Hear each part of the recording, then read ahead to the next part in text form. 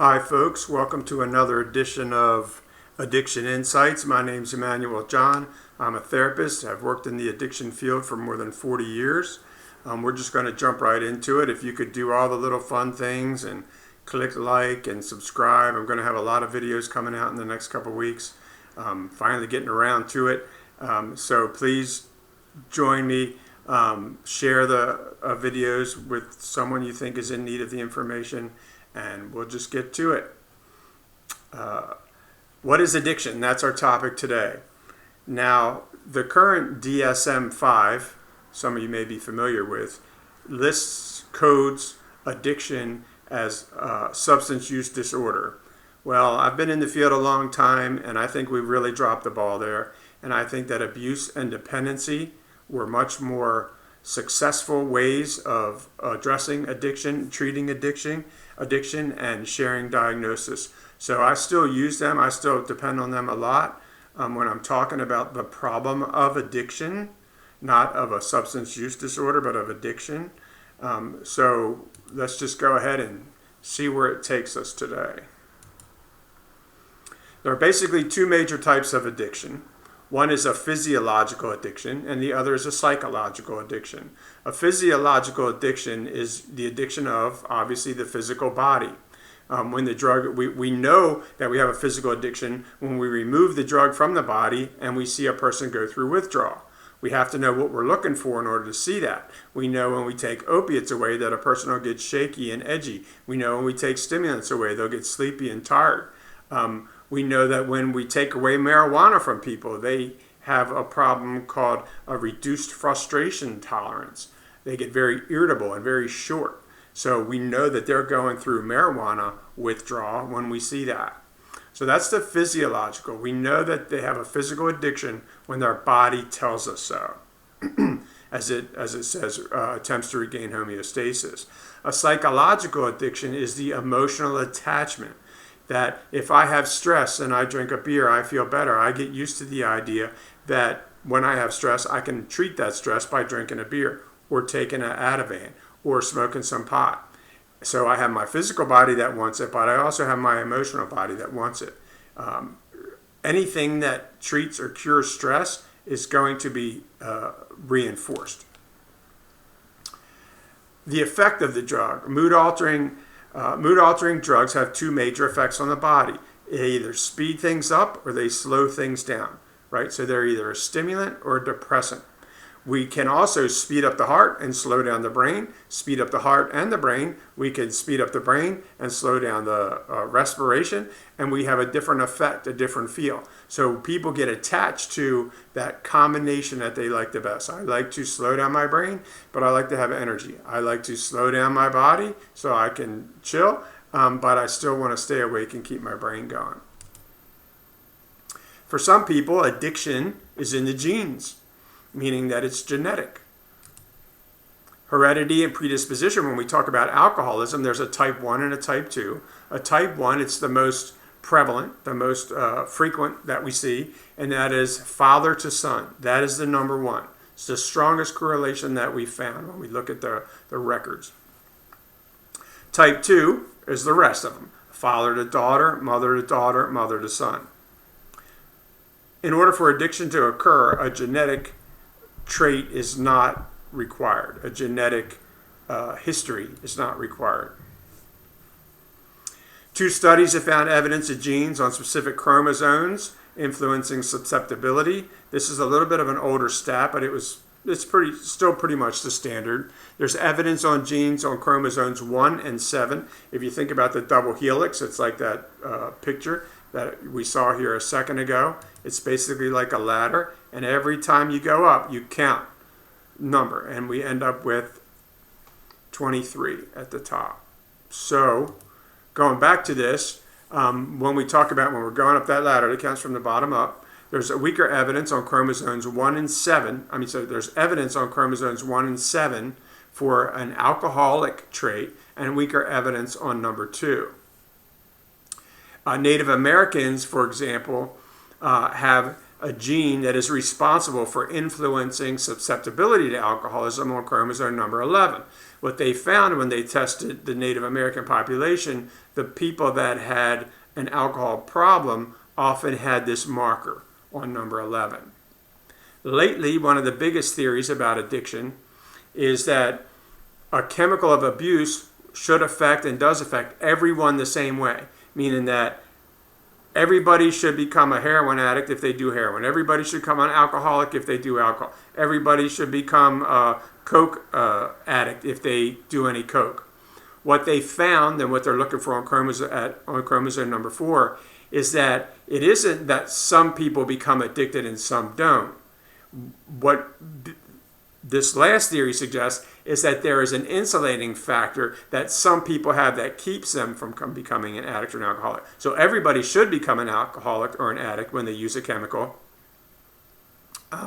But most people in the human genome today have the insulating factor, and that's why some people can go to college, party really hard, and never become addicted. There are some people who can party hard as kids and just quit one day, and they never have a problem later. Those people who are able to quit have the insulating factor. It's a whole revolutionary new way to look at addiction.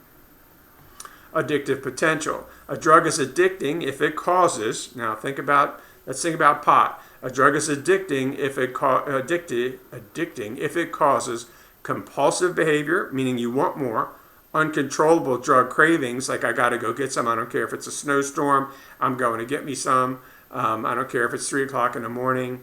Drug seeking, always looking for it, keep an eye, trying to figure out who has it, using it, time spent using it, and using it in the face of negative experiences, whether your health suffering, your financial problems, you're spending money on the chemical that you need for rent or that you need for food or for your car repair.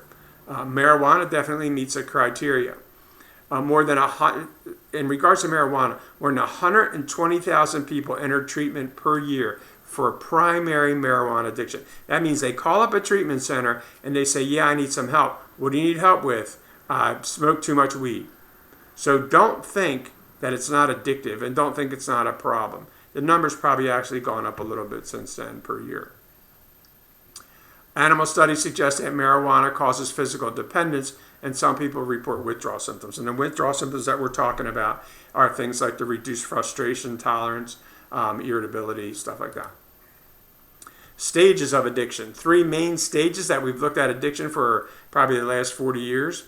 Early stages is relief use. I feel better when I use. I'm maybe experiencing a blackout. Maybe I have a minor legal problem, drinking in public, or maybe something more like DUI or DWI. What we're looking at in the early stage is the beginning of loss of control. The middle stage we identify as people who are having family problems. Husbands and wives are arguing, kids are upset, parents are worried about their children, children are worried about their parents. School problems, performance problems with jobs, legal problems, more serious maybe. Maybe you got the DWI or the DUI, but you didn't go complete treatment. So now it's becoming a bigger problem. In the late stages, we have physical body deterioration. We have loss of things, losses of jobs, loss of shelter. So we didn't just have problems with school or problems with the job. We're actually losing the jobs now. And sometimes family members don't want to talk to the addict, or the addict no longer wants to talk to the family members because they're being confronted. Secondary indicators: social problems, job problems, family problems, financial problems, legal problem, relationship problem. And you can pretty much categorize them any way you want. It doesn't really have anything to do with severity. We just look to see if there are problems. Again, we're talking about what is addiction, right? Primary indicators for true addiction or serious addiction is tolerance. It takes more to get the same effect. Or like I used to drink 6 beers and get a really good buzz. Now I barely get a buzz at all. I still drink 6 beers. I don't go to 7 or 8 beers, but you can barely tell that I've been drinking. Okay, so that's tolerance as well. Withdrawal, we take the drug away, something happens, and we start to have evidence for physical dependence. Pathological organ change, the liver, pancreas. You smoke a lot of pot, maybe your lungs, and you have bronchitis or you have some other problems. So physical body changes, damage to your body. Loss of control, not doing things when you need to do it. Again, these are the primary indicators. The things that say this person is an addict, this person is addicted. Continued use despite negative consequences, and emotional shifts and unpredictability. We never know how that person is going to be acting. Maybe you stop getting invited, or we stop inviting them to parties and stuff because we don't know how they're going to behave. To holidays, to Christmas dinner. Definitions. Acute. An acute condition is usually short in duration, but it's curable. It comes on fast, an appendicitis, stuff like that. A chronic condition is progressive, builds slow over time. It can be medically managed, but it's pretty much going to be with you. Kidney problems, heart disease, those are chronic conditions. Addiction is a chronic condition. We can have acute things like an overdose or even withdrawal, but chronic is about the disease itself. It grows slow over time, but it is not curable. We don't have any proof that it can go away. Treatment. What is treatment? The examining of an issue, I've got of in there twice, of an issue whether personally or with professional help, meaning we're starting to look at the problem, we're examining the problem, we're trying to resolve the problem, we're trying to treat it. Half measures, it basically means that people aren't doing everything they need to do. Oh yeah, the judge told me that I'm going to be in trouble if I drink again, but I'm not going to drug treatment. I don't really need that. I'm not going to those meetings. I'm not that bad yet. So they want to solve the problem, but they're only kind of, excuse the expression, half-assing it. I would love to answer any other questions that you have. Please, you can feel free to contact me on any of the social media sites. You can come to addictioninthefamily.com. You can find me at whytheyuse.com. I will be more than happy to answer your questions, and I might even make a video. I also treat people. I do life coaching for people who have addiction problems and are trying to sort of get into recovery and change their lives. I have 2 books out there that you can check out. The first one that I wrote was called Addiction, Why They Use. It's a handbook for anyone who loves an alcoholic or addict. And the other one is called Addiction, Am I Powerless? Powerlessness is how the 12-step programs look at addiction. They don't say, are we alcoholic? They say, admitted we were powerless over alcohol. So powerless is sort of another thing, and that's another video, and I have a couple already on that. Feel free to check it out on YouTube or on, again, the website at addictioninthefamily.com or emmanueljohn.com. I hope this helped.